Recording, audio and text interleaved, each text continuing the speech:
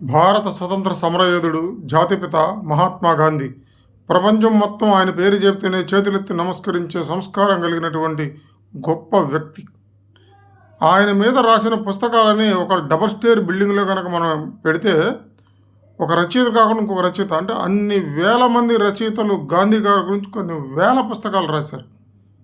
గాంధీ సూత్రాన్ని గాంధీ ఇజం అంటారు. ప్రపంచంలో చాలామంది దాన్ని ఫాలో అవుతూ ఉంటారు.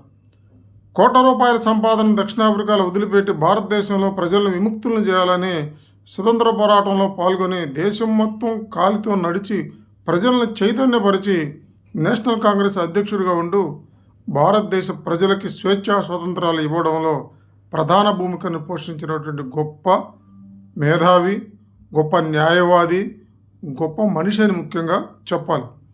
ఈయనకి శాంతి బహుమతి మాత్రం నోబెల్ శాంతి బహుమతి లభించలేదు.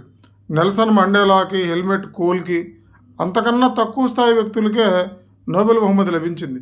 బహుశా భారతీయుడు అనేటువంటి వివక్ష వలన ఇవ్వలేదో మరి ఎందుకో తెలియదు.